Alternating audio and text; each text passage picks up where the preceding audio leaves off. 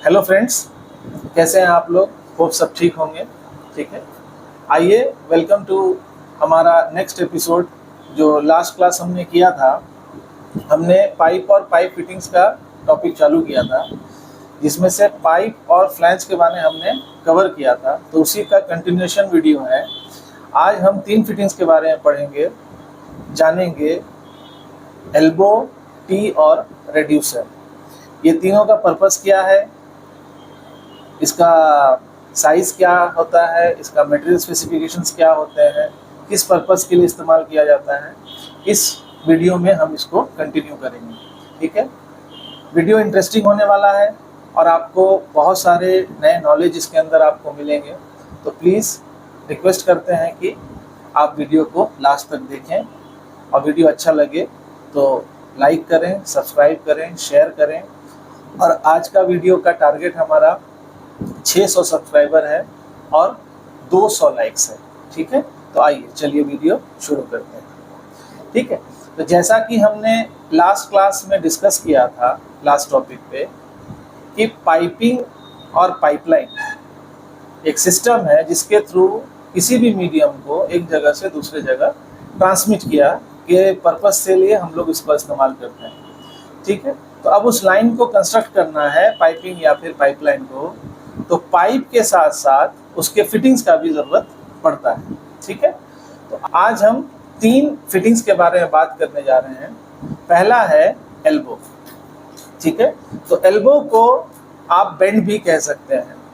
इसका पर्पस है कि अगर मीडियम को डाइवर्ट करना है किसी भी दूसरे डायरेक्शन में, तो हमें एक बेंड लगाना पड़ेगा या एल्बो लगाना पड़ता है। अब स्टैंडर्ड एल्बोस 2 तरीके से डिफाइन किए जाते हैं, आइडेंटिफाई किए जाते हैं। फर्स्ट उसके डिग्री से और दूसरा उसके एंगल से। ठीक है, या फिर रेडियस भी आप कह सकते हैं। तो elbow is identified by its radius and it's degree. ठीक है, तो अब एल्बो जो स्टैंडर्ड डिग्री अवेलेबल है वो 30 degree, 45 degree, 60 degree, 90 degree and 180 degree. ठीक है, तो एल्बो इतने एंगल्स में अवेलेबल होते हैं। अब रेडियस में जब बात करते हैं तो रेडियस, इसमें 3 टाइप के रेडियस ऑफ एल्बोज आते हैं। एक को बोला जाता है स्टैंडर्ड रेडियस और एक को बोला जाता है लॉन्ग रेडियस एल्बो और दूसरे और लास्ट वाले को बोला जाता है शॉर्ट रेडियस एल्बो। ठीक है, तो जैसा कि आप इस देख रहे हैं, ये जो है हमारा एक एल्बो है और ये भी हमारा एक एल्बो है। Both are elbow and both are 90 degree. ठीक है, तो जैसा इस इमेज में देख रहे हैं कि ये भी 90 डिग्री एल्बो है और ये भी 90 डिग्री एल्बो है। तो इसका आइडेंटिफिकेशन हम कर रहे हैं कि ये 90 डिग्री एल्बो है। ठीक है, तो अब इसमें रेडियस देखना है हमें कि ये शॉर्ट रेडियस है या फिर लॉन्ग रेडियस कहलाता है।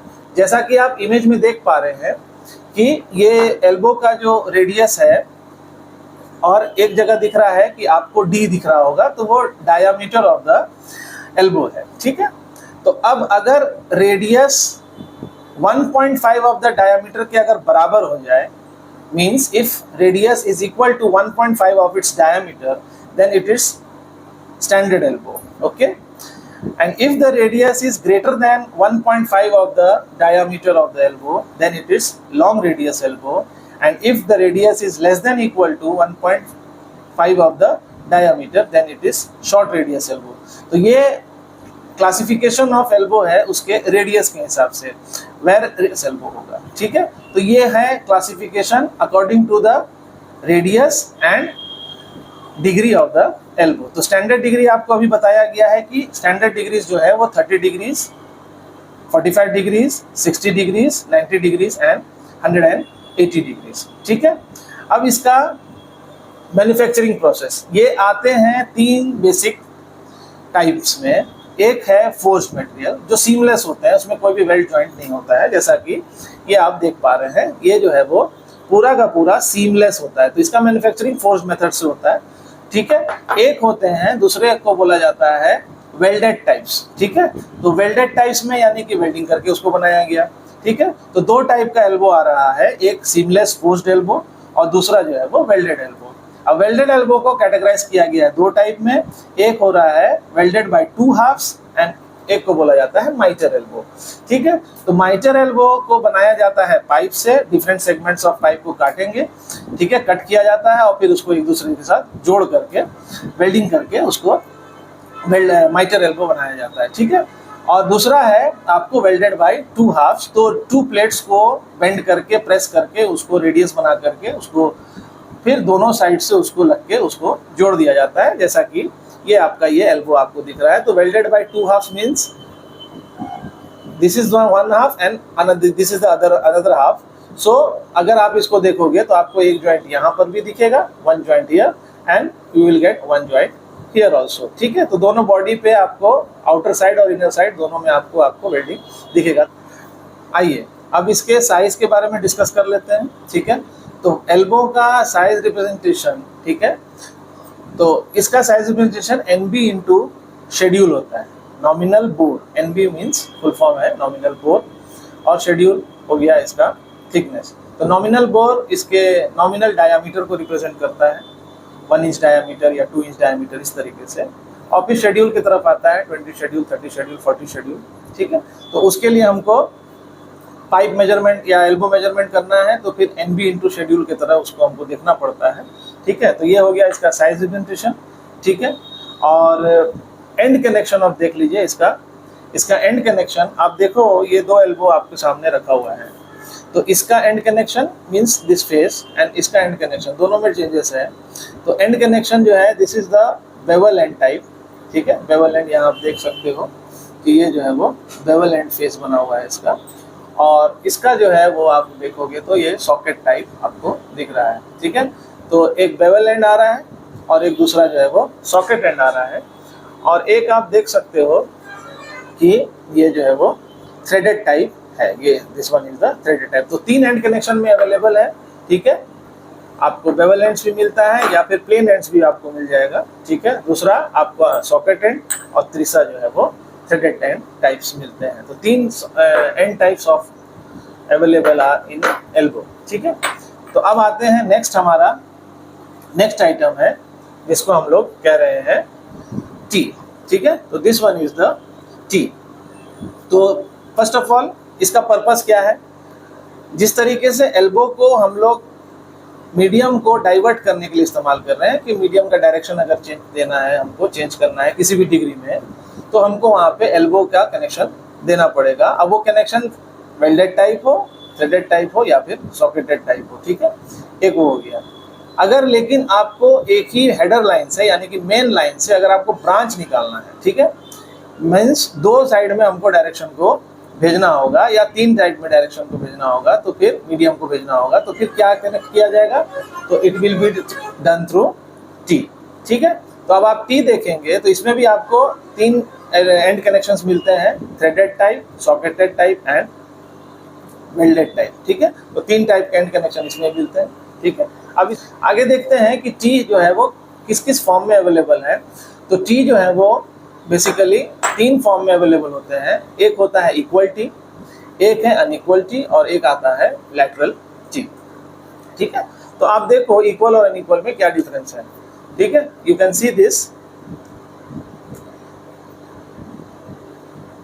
जैसा कि आप देख पा रहे हो कि ये जो है 2 डायमीटर इसका सेम आ रहा है, और लेकिन तीसरा डायमीटर जो है वो इसका और ये यहाँ का। ठीक है, तो all the sides are different, इसमें क्या है कि all the sides are same. ठीक है, तो ये आपका इक्वल और अनइक्वल के हिसाब से आपको आइडेंटिफाई हो रहा है। लैटरल टी में क्या होगा कि इस साइड से आपको एक और जो है वो कनेक्शन निकला रहेगा कि वो 3 साइड जो है वो आपको एक तरफ से इनपुट होगा, तो आपका फ्लो जो है वो यहाँ से भी जा सकता है, यहाँ से भी जा सकता है और यहाँ से भी एक कनेक्शन होता है। तो 3 साइड में फ्लो को भेजना है तो आप लैटरल टी का इस्तेमाल करेंगे।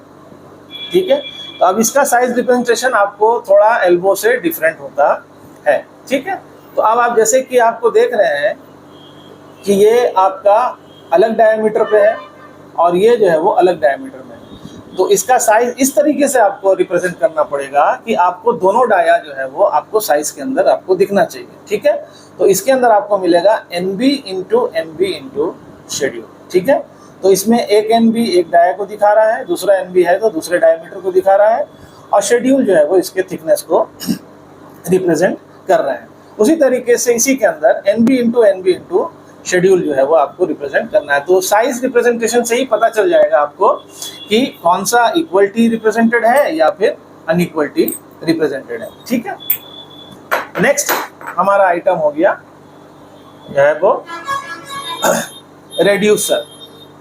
ठीक है, जैसा कि आप देख पा रहे हैं, ठीक है, दीज आर द रेड्यूसर। अगर दो डिफरेंट पाइप्स को आपको कनेक्ट करना होगा, मान लीजिए एक 2 इंच डायामीटर पे है और एक जो है वो 1 इंच डायामीटर पे है, तो ये दोनों को कनेक्ट करने के लिए आपको एक फिटिंग देना पड़ेगा, क्योंकि दोनों पाइप एक दूसरे के साथ कनेक्ट नहीं होगा, बिकॉज दोनों का डायामीटर अलग अलग है। ठीक है, तो वहां पे हम जो है वो इस रेड्यूसर का इस्तेमाल करेंगे। ठीक है, तो रेड्यूसर जैसा कि आप देख पा रहे हैं, नाम से ही पता चल रहा है किसी चीज को रेड्यूस कर रहा होगा। ठीक है,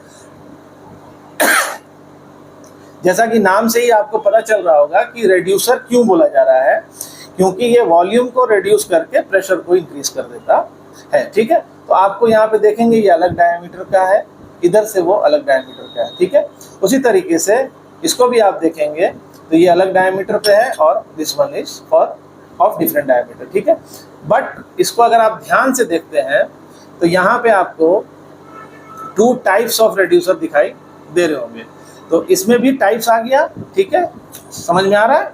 तो आगे जाकर के देखेंगे तो रेड्यूसर के अंदर भी आपको 2 टाइप्स ऑफ रेड्यूसर आते हैं। This one is concentric reducer and this one is eccentric reducer. Concentric reducer and eccentric reducer, तो 2 टाइप्स ऑफ रेड्यूसर्स होते हैं। ठीक है, अब इसका साइज रिप्रेजेंटेशन अगर हम लोग देखते हैं तो इसका साइज रिप्रेजेंटेशन भी आपको NB इंटू शेड्यूल देखने को मिलेगा। तो NB इधर का डायमीटर हो गया, दूसरा NB जो है वो दूसरे साइड के डायमीटर को दिखा रहा है, और शेड्यूल जो है वो इसके थिकनेस को रिप्रेजेंट कर रहा है। ठीक है, तो ये आप हमारा 3 आइटम जो है वो एल्बो टी और रेड्यूसर यहाँ पे हम कंप्लीट करते हैं।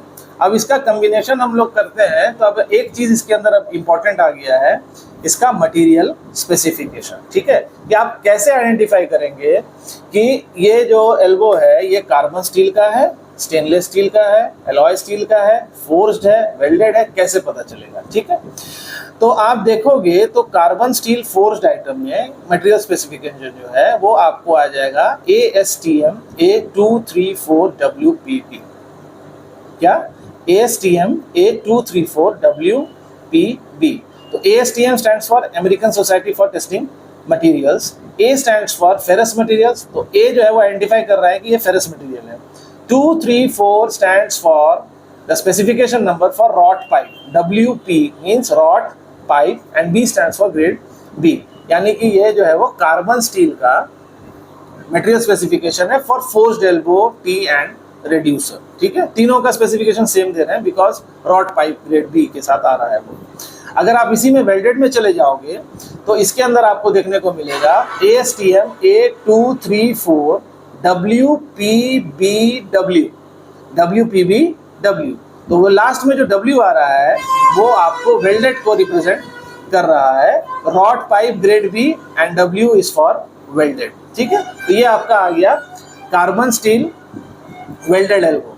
ठीक है, या फिर टी या फिर रेड्यूसर। ठीक है, नेक्स्ट आपको रेड्यूसर के अंदर जाते हैं तो रेड्यूसर का भी material specification A234 stands for WPB stands for forced carbon steel reducer and A234WPB W stands for welded reducer. ठीक है, अब SS के अंदर अगर जाते हैं तो ASTM A403 stands for seamless stainless steel elbow. ठीक है, टी और फिर रेड्यूसर। ठीक है, तो जहां तक हमें समझ में आ रहा है कि ये एक शॉर्ट में हमने आपको एक जानकारी शेयर की है फ्रेंड्स। तो जैसा कि हमने अभी 3 फिटिंग्स के बारे में देखा, एल्बो, टी और रेड्यूसर। होप आपको वीडियो अच्छी लगी होगी। अगर वीडियो अच्छी लगी होगी तो ज़्यादा से ज़्यादा सब्सक्राइब करें, लाइक करें, शेयर करें, हमें सपोर्ट करें ताकि हम इस तरीके की वीडियोस और आपको दे सकें। आपका सब्सक्रिप्शन और आपका लाइक हमें मोटिवेट करता है अच्छे काम करने के लिए। ठीक है, थैंक यू वेरी मच।